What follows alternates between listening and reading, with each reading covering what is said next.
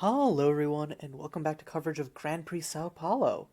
This is Caillou, and I'm going to be commentating this round one match between Astimageon, who is playing a weird, Jund aggro deck. It's been called Russian Roulette because it aims to kind of high roll into just dumping your entire hand and overrunning your opponent as early as turn 2, turn 3, but it's very vulnerable to disruption. Um, Meanwhile, on the other side of the table, we have DackFaded, who is playing Grixis Thu'um, a deck built around the titular mechanic, which you can see here. Um, which essentially you just mill a bunch of dragons, and then you cast them for either cheap or even free, depending on the deck. Um, Dak is actually a personal friend of mine, and we did a bunch of testing in this matchup, and we found that one of the things in this matchup is if you get Profane Emissary, it's basically over. Profane Emissary is 1 and a black for a 2/2, where you can tutor up a demon instead of drawing a card on your initial draw step, and you lose life equal to its converted mana cost. But because of Polypools, which is a changeling land, you just tutor this up. And then second ability is it gets +2/+2 and has lifelink as long as you control a demon. So you can get like a turn 2 4/4 lifelinker, which given that unlike other aggro decks, Russian Roulette does not have much burn. It has 3 copies of Scorch, but once Profane Emissary becomes a 4/4, you can't exactly answer it with Scorch, um, and it kind of just like destroys the deck because they just have no way of getting past it. Like you can Avatar with Basad and stuff, but unless you get up to like 3 copies, you are not winning that race effectively.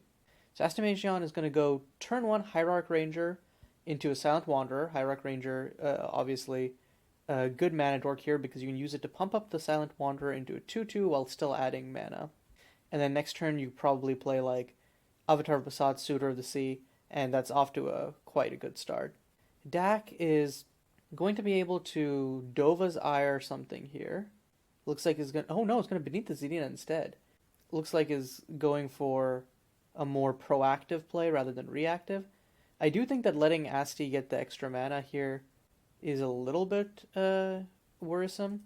Dak mills a Profane Emissary and doesn't hit a single dragon engrave. That's kind of the worst Beneath the Zedina that you could pull out right here. Oh, but yeah, wait, no, never mind. Beneath the Zedina, it doesn't just mill; it also returns a creature. So yeah, okay. And getting Profane Emissary is actually huge here because since Dak naturally has Polypools, can just play Profane Emissary, play Polypools. It's a 4/4. You can't get hit by Scorch, and then Asti will be like still very much up on board. Oh, especially with this Bogborn Charger. But the Profane Emissary can stymie the tide long enough for Winged Descent and Dova's Ire to come down and kind of slow roll it.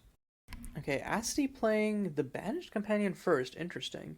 I feel like you want to play the non-haste creatures first so that they can actually... Because Banished Companion is going to come down and attack next turn anyways.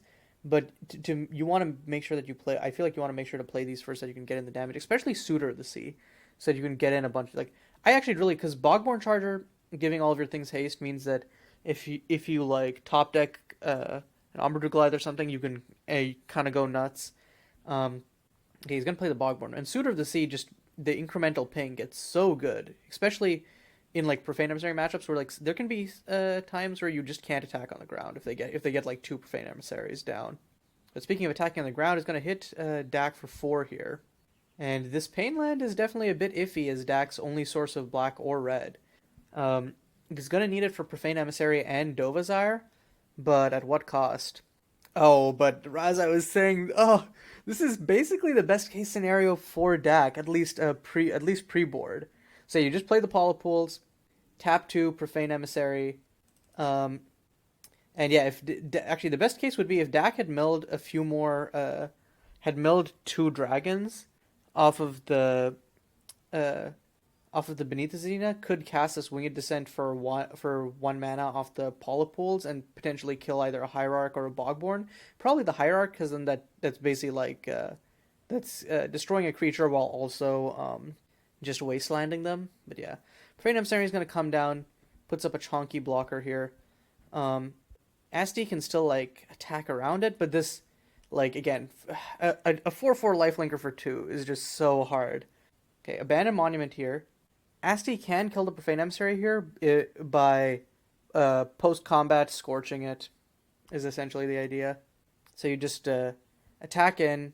There's basically a 100% chance that Dak is just going to try and eat one of your creatures, and then you can scorch it main phase 2. And the unfortunate part about that is, does Dak have enough mana? Oh no, yeah. If that happens, what'll happen is Dak's only source of red is Crumbling Precipice, but in order to play Profane Emissary, needs to use that, so then won't be able to Dovazai or something else. Okay, Asti's gonna Bogborn Charger the Avatar of Basat, Hierarch Ranger on the Silent Wanderer, and then play the other Avatar of Basat, probably. Also hasted out, yeah. And because of the menace, you can't really eat these with the Profane Emissary. I do think attacking with a single creature in order to bait Dak into blocking is still probably the way to go. Just to pretend that you're trying to outclock, you know? Because I think it's so much more worth it for Dak to just block. Yeah, okay. No, he's just going to swing for the hills, yep. So the thing is, if Dak realizes that Scorch could be in play, could decide not to block anything, but I think that would just be too risky. No, Dak's just taking it all. Okay. I mean, the problem is here, then main 2 Asti just points the Scorch at face. No? Asti not even going to play the Scorch. Okay, I guess it's still saving the Scorch for the Profane Emissary. Yeah, I think... So if you're Dak here, you can't... Yeah, you have to attack with the Profane Emissary. And now that the Profane Emissary survived, it becomes a lot easier, because then you make black mana with the Polypools. So then you go pay 2, Profane Emissary... pay 2 for the Profane Emissary, with both Polypools, I think. Then play Dovazire for 1. No, wait, sorry, no. Sorry, you play Polypools, Island, Profane Emissary, Crumbling Precipice, Dovazire, then you can cast Winged Descent for 1 off the Polypools. So that's the proper sequencing for Dak right there. Okay, started off right. Profane Emissary using one of the Polypools. And yeah, this is kind of the worst case scenario for Asti here. And then if you're Dak, I think you Dovazire the Charger. No, why are you going? Actually, I guess it doesn't matter if you go to end. But then I think the one thing is that you can't stop Hierarch from making mana. You can't stop Bogborn from hasting. Or I guess you can stop Bogborn from hasting stuff out. But you can't stop Hierarch from making mana, which is the important part. So I think you still want to kill Hierarch there first. Okay, like last turn, just going to Bogborn out the Basats. Okay, looks like actually in response is going to Bogborn Charger, kill the Bogborn Charger with Dovazire. So Avatar does not get hasted out right there. And now has access to Winged Descent to kill basically any one of these creatures. Okay, Asti's just gonna hardcast the other Avatar, and then play the Suitor of the Sea? Yeah, okay. So I think the main thing is like the Profane Emissary is double Profane Emissary is scary, no doubt. But yeah, if you can Avatar of Basat around, like if Dak attacks with one and you can just Avatar of Basat around them and like just Suitor of the Sea them to death, that's pretty fine. Especially with Dak losing life if they ever want to make red. Dak also did not play Winged Descent on end, which I think is a little bit of a miss, but it doesn't matter. Okay, Flooded Morass means that actually it doesn't mean much. Already had access to both black and blue for no life. Okay, Draconic Divulging, drawing into Jesus, more removal. What do you even discard in this case? You discard the Wayfarer Shrine, and then you just shred Asti's board here. Because the only thing that you can't cast is this Dovazire. No, swing with both! Swing with both! Okay, Asti gonna double block with the Suitor of the Sea and the Banished Companion to just take out the Profane Emissary. This is actually why Dak was waiting, just to gotcha. And in response, Asti's just gonna concede. Yeah, I think that was literally the best case scenario for Dak. Like, Asti had a huge, terrifying board and threatened lethal at multiple points there, but it's so hard for any aggro deck to come back against a Profane Emissary, let alone double Profane Emissary, let alone when you don't have any removal for creatures. And on Dak's end, Dak literally just drew straight gas in terms of removal. Removal after removal, and just got the Profane Emissaries. So I think that was a valiant effort from Asti, but Dak just kind of got the nut draw. Let's see what Asti can bring in game 2. to hopefully mitigate some of the nuttiness of Profane Emissary. Okay, so looking at the sideboards here, Brush Cover Elf is kind of useful versus the removal. Like, Dovazire and Winged Descent can really put a number on you. Hugo is just there as the first mate companion variant, so you're not really going to bring that in. Oh yeah, Earth. So actually, yeah, when we were doing testing, me and Dak, I was bringing in nothing but Earth Feeder Worm and Dovan, and I was taking out, what was I taking out here? I think I was taking out like the Departed Evangel / Shadowbond consoles. No, I think that or Martial Maestro. I think I was taking out like 3 Martial Maestros, or like two Shadowband, 1 Departed. I think I tried different variations. I think there's also times where I took out the 3 Martial Maestros for Brush Cover Elves, but generally the thing is Dovan and Earthfeeder Worm are just both amazing grave hate, and Thu'um is a deck that entirely relies on its graveyard, so you can, like, as long as they don't have funny 4/4 lifelink, you can really just tax them out of the game by exiling their graveyard and then kill them in the meantime. And Dovan also being a mana dork is quite good, especially because one of the scary interactions is that Hierarch Ranger plus Bogborn Charger means that Hierarch Ranger can be mana neutral, because you just cast it, and so it's just a free 1/1 that comes with the ability to drop other 1-drops from your hand. So I think with Dovan being able to also play a similar role, albeit without the ability to create anything but green mana, is a worthy choice. Meanwhile, on Dak's end, I think we decided Governess's Might is more for mid-range. The Zadina is fine, especially if you want to dig for your Profane Emissaries, but I don't think it's needed. Forgotten Knowledge is not needed. Cosmic Sinkhole and Memento Mori is the most tempting, but what we ended up deciding is that Violent Collapse, because of how creature-based Astimageon's deck is just insane. Basically, and Profane Emissary plus Violent Collapse gives you essentially 8 I win the game on the spot buttons. So you bring in all 4 of the Violent Collapses, and you take out like 3 Forgotten Knowledges and like a Diving Dova. I'm sorry, a Stormwing Dova was the thought.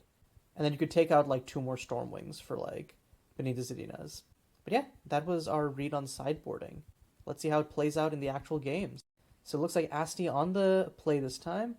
Hierarch Ranger coming down. This can ramp, and looks like swapped something for the Hugo. Next turn can essentially just dump Martial Maestro, or probably Brush Cover Elf plus Hugo, actually. I think that actually makes more sense as a line, yeah. Even though Dak is going to Oracle's Vision, does have the Violent Collapse in hand, but does not have a second black source, actually. And Mills, 2 Winged Descents, not really where you want to be.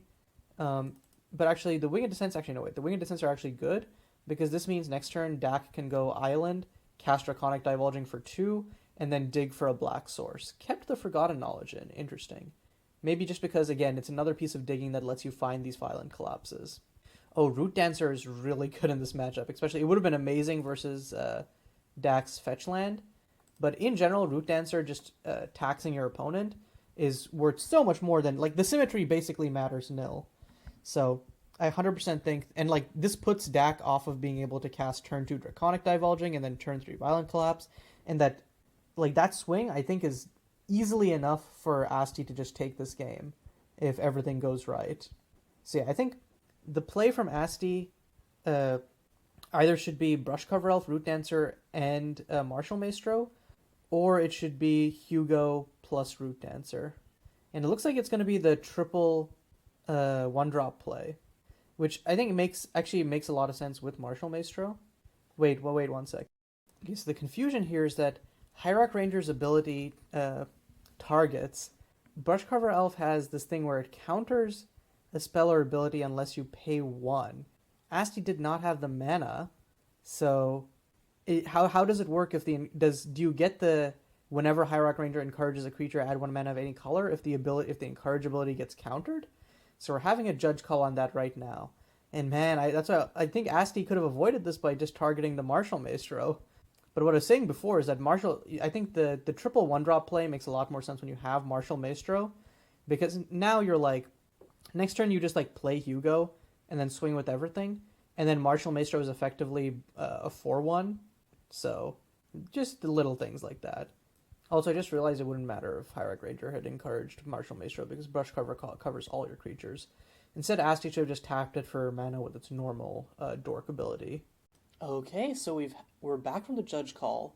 Essentially, it's a game rule violation warning for Asti. We're rewinding to the point where the Brush Cover Elf trigger is on the stack.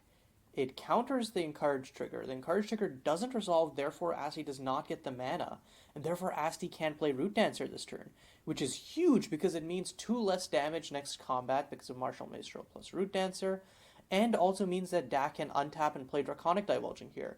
Won't be able to play Violent Collapse on 3 still because Root Dancer will come down, but it's still backbreaking nonetheless because Dak could draw into removal in the meantime, and also like obviously just having like more options on these earlier turns is still better than nothing. But yeah, I think it's on one hand, yeah, I think it's less intuitive that Brush Cover Elf also affects your own spells and abilities, but it literally says in the reminder text this includes your spells and abilities, and that it might cost Asti, if not this game, like a lot. Also, Dak playing the island first here. This is definitely a mistake, and the reason this is a mistake is that Flooded Depths is his only way of getting a second black source, and because you know that Root Dancer exists, you know that you're not going to be able to get, this, like this Flooded Depths is just going to be useless. It's okay because he draws into a Flooded Morass, but if he discards the Flooded Morass or the Lava Torn Fields here, then things get really dicey. I think the obvious thing to discard is the Flooded Depths. Yeah, okay, does discard the Flooded Depths. And then Flooded Morass, Lava Torn Fields. Yeah, so it's going to... Next turn, Root Dancer's going to come down, Hugo's going to come down. It's going to be a beating. Oh, and Silent Wanderer too with Martial Maestro.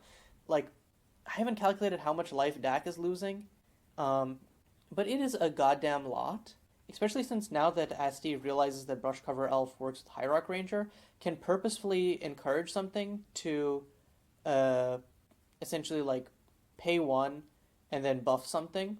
You're essentially just like, yeah, you're just every time you target something, you pay 1 to buff it. No, okay, it's just gonna tap for green. I guess is a little spooked about last time. And the reason that this is actually, yeah, okay, then in that case, it's not getting Hugo down, and swings in for 2. Dak is gonna take a lot of damage next turn, but then the turn after that can come out the gate swinging with the Violent Collapse, and then just end Asti. Of course, Hugo afterwards is still somewhat of a problem, but Dak has Forgotten Knowledge and Draconic Divulging to dig for more answers for Hugo. And Asti's just empty-handed other than that.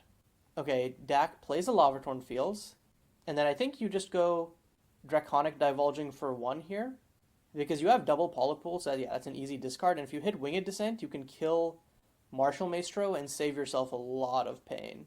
No, actually, wait, you can't. You can't because Brush Cover Elf. Still good. And Polypool's Dovazire Dwemermaid, oh my god, I would discard the Mountain. No, wait, no, discard the Flooded Morass. Do you have? Yeah, it has 4. Just free cast a Dwemermaid. You can free cast a Dwemermaid right here.